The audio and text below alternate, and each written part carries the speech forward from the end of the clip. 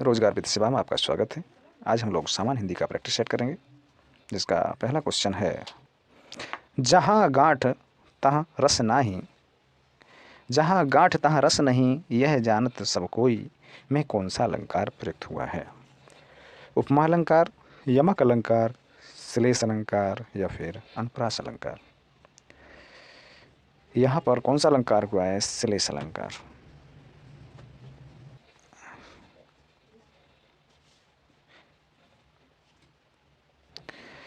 यहाँ पर क्या है? गांठ शब्द है, इसके कई अर्थ हैं, तो यहाँ कौन सा अलंकार हुआ? श्लेष अलंकार। नेक्स्ट क्वेश्चन, लकीर का फकीर मुहावरे का शाब्दिक अर्थ क्या है?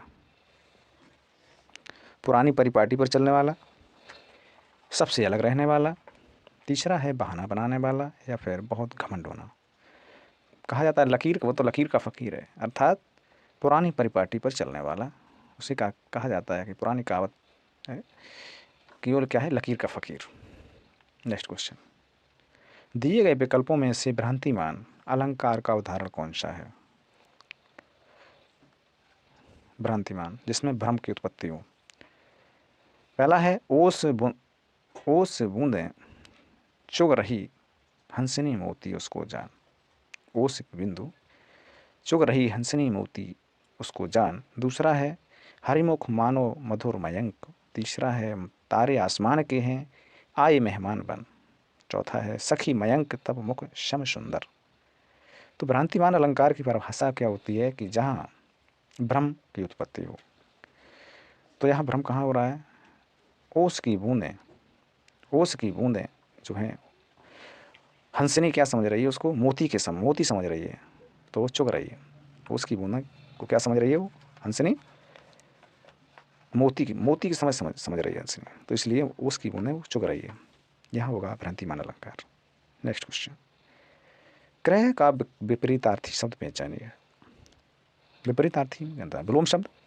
क्रय का क्या होता है? विक्रय।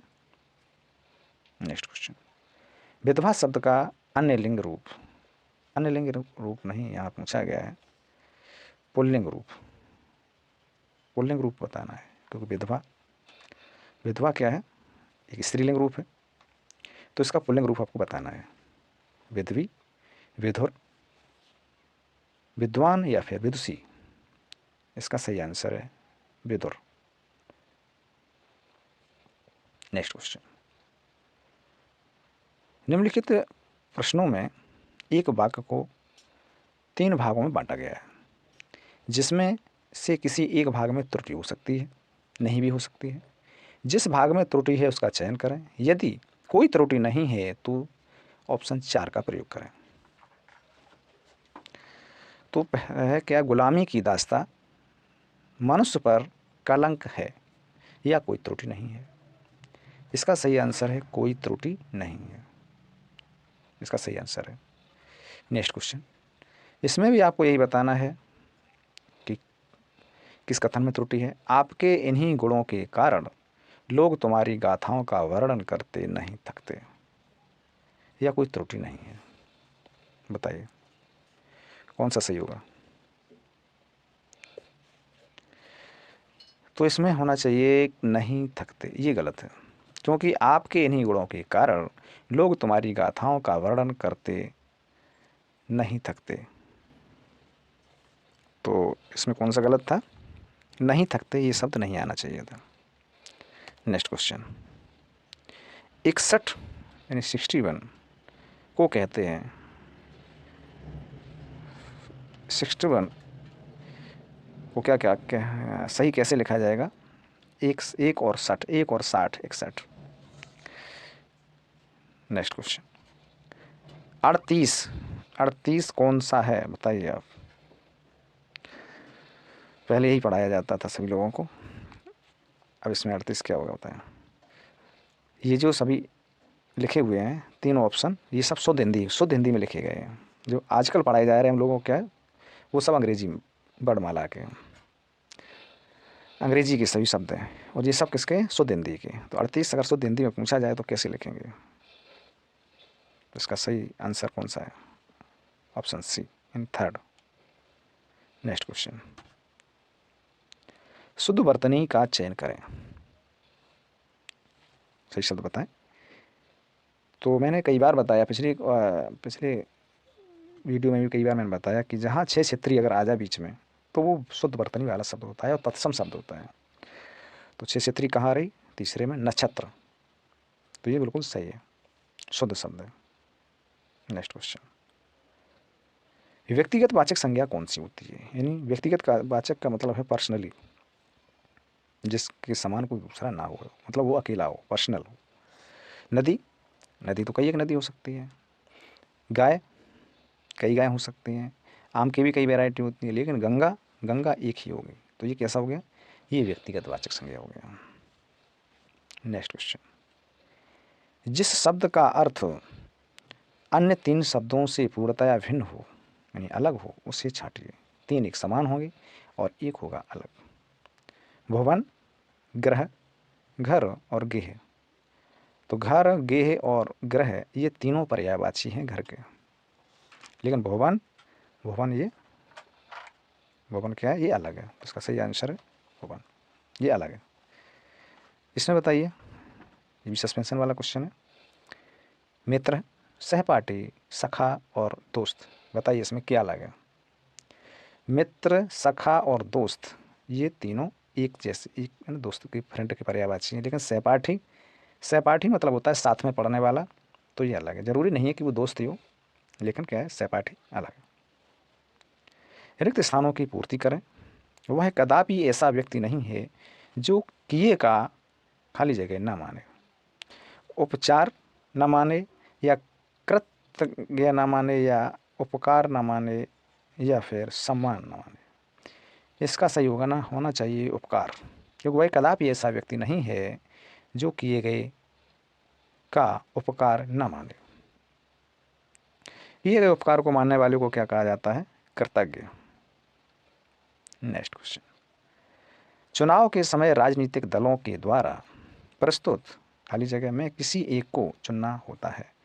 चुनाव में किसको चुना होता है? अभ्यर्थियों को चुना जाता है, प्रत्याशियों को चुना जाता है, आवेदकों को, या फिर प्रार्थियों को। सभी को पता है कि प्रत्याशियों को चुना जाता है। कोई भी प्रत्याशी होगा उसको चुना जाता है। यहाँ प्रत्याशी वर्त दिया जाएगा, प्रत्याशियों को में से किसी एक को चुनना होता है। रेखांकित मुहावरों के अर्थ का चयन करें। जय और विजय में चोली दामन का साथ, चोली दामन का साथ, यार ऑप्शन है एक दूसरे पर निर्भरता, दूसरा है एक दूसरे से शत्रुता, तीसरा है एक दूसरे से मित्रता, या फिर एक दूसरे से स्पर्धा। चोली दामन का साथ का मतलब है कि एक दूसरे में घनिष्ठ मित्रता हो, उसे बोलते हैं चोली और दामन का साथ है उनका। नेक्स्ट क्वेश्चन, गरीबी में इतना बड़ा आयोजन करना तो घर फूंक तमाशा देखना है। अब आपको बताना है कि घर फूंक तमाशा देखना, इसके बारे में बताना है आपको कि बिना लाभ के कार्य में लग जाना। पहला है बिना लाभ के कार्य में लग जाना, छड़क दिखावे के लिए बहुत कुछ करना, घर में आग लगा देना, या फिर इसमें से कोई भी नहीं। क्वेश्चन क्या था? क्वेश्चन ये था कि गरीबी में इतना बड़ा आयोजन, यानी घर फूंक कर तमाशा देखना। घर फूंक तमाशा देखना, घर फूंक तमाशा देखना का मतलब है कि छड़क दिखावे के लिए बहुत कुछ काम का, बहुत कुछ करना। नेक्स्ट क्वेश्चन, छात्र का बहुवचन बनाने के लिए इसमें से क्या जोड़ना चाहिए? क्या जोड़ा जाएगा? छात्र का बहुवचन बनाना है तो क्या होगा? छात्र मंडल होगा, या छात्र जन होगा, या छात्र वर्ग होगा, या फिर छात्र वृंद होगा। छात्र में क्या जोड़ा जाएगा बताएं। इसका सही आंसर है छात्र वृंद। छात्र का बहुवचन छात्र वृंद होता है, या अगर गण लिखा होता है तब भी सही होता है, छात्रगण। नेक्स्ट क्वेश्चन, होता क्या है कि छात्र एक वचन भी है और बहुवचन भी है। छात्र में, छात्र का जैसे बहुवचन बनाना है तब भी छात्र रहेगा, लेकिन इसमें कंडीशन ये लगाई कि इसमें क्या जोड़ा जाए। तो इसमें छात्र वृंद या छात्रगण जोड़कर भी इसको बहुवचन बनाया जा सकता है, यानी एक समूह के रूप में हो जाएगा। नेक्स्ट क्वेश्चन, भ्रांतिमान अलंकार का उपयुक्त उदाहरण कौन सा है? ये क्वेश्चन 2 बार आ गया। अभी मैंने बताया था इसको, भ्रांतिमान अलंकार को उदाहरण ये बताया था। ओस बूंदें चुग रही हंसनी मोती उसको जान। यहाँ कौन सा हो रहा है? भ्रांतिमान अलंकार। इसको याद कर लें आप, बहुत इंपॉर्टेंट है। नेक्स्ट क्वेश्चन, दिए गए विकल्पों में से अनुप्रास अलंकार का उचित उदाहरण पहचानिए। पहला है सारंग ले सारंग चली, दूसरा है नवजीवन दो घनश्याम हमें, तीसरा है अब जीवन में नहीं जीवन है, चौथा है कानन कठिन भयंकर भारी।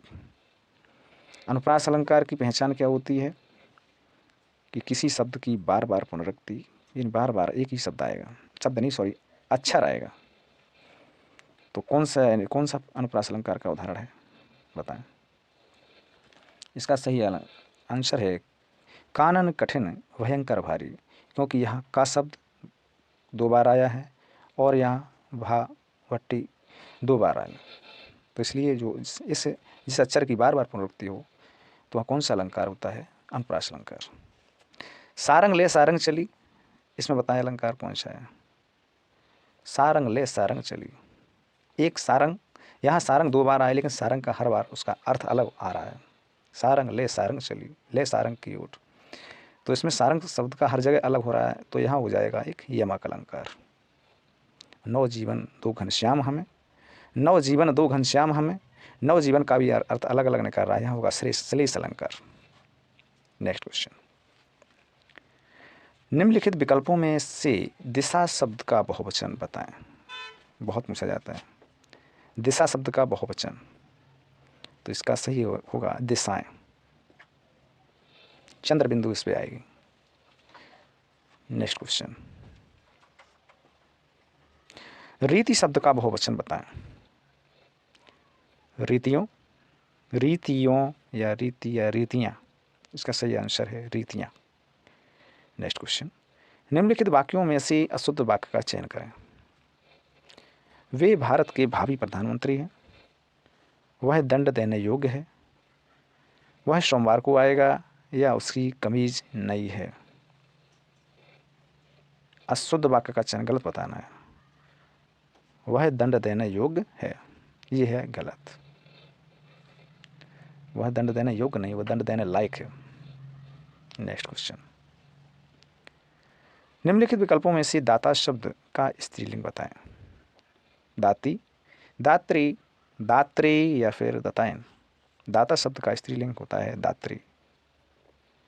नेक्स्ट क्वेश्चन, क्रिया विशेषण के कितने भेद होते हैं? सभी को पता है, क्रिया विशेषण जो क्रिया की विशेषता बताए उसे कहते हैं क्रिया विशेषण। तो क्रिया विशेषण के कितने भेद होते हैं? 5 भेद होते हैं। कौन कौन से होते हैं क्रिया विशेषण के भेद? सभी लोग नोट कर लें। कालवाचक, स्थानवाचक, रीतिवाचक, परिमाणवाचक और गुणवाचक, 5 भेद होते हैं। नेक्स्ट क्वेश्चन, उचित विकल्प में रिक्त स्थान पूर्ण करें। नरेंद्र दामोदर दास मोदी भारत के वर्तमान प्रधानमंत्री हैं, सही बात है। भारत के राष्ट्रपति प्रणब मुखर्जी ने उन्हें 26 मई 2014 को भारत के प्रधानमंत्री खाली जगह प्रधानमंत्री पद से शपथ दिलाई, या पद की शपथ दिलाई, पद से शपथ दिलाई या फिर पद पर शपथ दिलाई? बताएं क्या भरा जाएगा? बहुत अच्छा क्वेश्चन है। तो प्रधानमंत्री को पद की शपथ दिलाई, प्रधानमंत्री पद की शपथ दिलाई, ये सही होना चाहिए। नेक्स्ट क्वेश्चन, अपनी खिचड़ी अलग पकाना का अर्थ बताएं। सबसे अलग रहना, अपने ही काम में लगे रहना, अनर्गल बातें करना या फिर मनमानी करना? इसका सही आंसर है सबसे अलग रहना। अपनी खिचड़ी अलग पकाना का मतलब है सबसे अलग रहना। नेक्स्ट क्वेश्चन, शांत रस का स्थायी भाव क्या है? शांत रस जहाँ ज्ञान की बातें होती हैं, श्रृंगार, गिलानी, निर्वेद या फिर रति? शांत रस कहाँ होता है? जहाँ ज्ञान की बातें होती हैं उसका स्थायी भाव होता है निर्वेद। नेक्स्ट क्वेश्चन, पापी आज मुख से राम नाम निकालते हैं, इस काव्य पंक्ति में कौन सा अलंकार है? विभावना अलंकार, उदाहरण अलंकार, विरोधाभास या फिर दृष्टांत? विभावना अलंकार का मैंने पिछली बार उदाहरण बताया था, बिना पायल की बजी घुंघरू। बिना पायल के बजे घुंघरू मतलब साधन ना होते हुए भी और काम पूरा हो रहा है। बिना पायल के घुंघरू कैसे बज सकती है? तो यहाँ होगा विभावना। लेकिन विरोधाभास में क्या होता है कि ठीक अपोजिट काम होता है, जो सोच भी नहीं सकते वो होता है विरोधाभास। यानी पापी मनुष्य भी आज मुख से राम राम राम नाम निकालते हैं, मतलब आज उल्टा हो गया, मतलब विरोधाभास हो गया, विरोध का आभास हो रहा है। ये क्वेश्चन इंपॉर्टेंट है क्योंकि इस समय रामलला की प्राण प्रतिष्ठा की तैयारी चल रही है, इसलिए ये क्वेश्चन जरूर याद कर लें। नेक्स्ट क्वेश्चन, कोई भी छंद किसमें विभक्त रहता है? Important question. चरणों में, यति में, दोनों में, या इनमें से कोई नहीं। अब यति क्या होता है? यति और विराम लगाई जाते हैं लेकिन विभक्ति नहीं रहता है, इस चरणों में विभक्त रहता है। कितने चरणों में बटा हुआ है? कोई भी छंद कितने चरणों में बटा हुआ है ये मायने रखता है। तो कोई भी छंद कितने किसमें विभक्त होता है? चरणों में। नेक्स्ट क्वेश्चन, निम्न में से कौन सी रचना निराला जी की नहीं है? क्वेश्चन यही पूछा जाएगा, निराला जी की नहीं है, बस ये नहीं पूछा जाएगा निराला जी की है। तुमने समझ नहीं है ये ध्यान रखना। तुम देखोगे कि अनामिका तुरंत इसी टिक लगा दो कि हाँ अनामिका निराला जी की है। दूसरा है नए पत्ते, ये भी निराला जी की है। तीसरा है आराधना, ये भी निराला जी की है। लेकिन इसका वीरांगना है जो वीरांगना, वीरांगना नहीं है। वीरांगना किसकी है? ये है मैथिली शरण जी की। इसका सही आंसर है वीरांगना, क्योंकि ये निराला जी की नहीं है। नेक्स्ट क्वेश्चन, शिवा बावनी की रचना किसने की है? पद्माकर, भूषण, केशव दास या फिर जगनिक? इसका सभी लोग आंसर कमेंट बॉक्स में देंगे। सभी लोग चैनल को लाइक शेयर एंड सब्सक्राइब कर लें। Thanks for watching. सभी को बेस्ट ऑफ लक।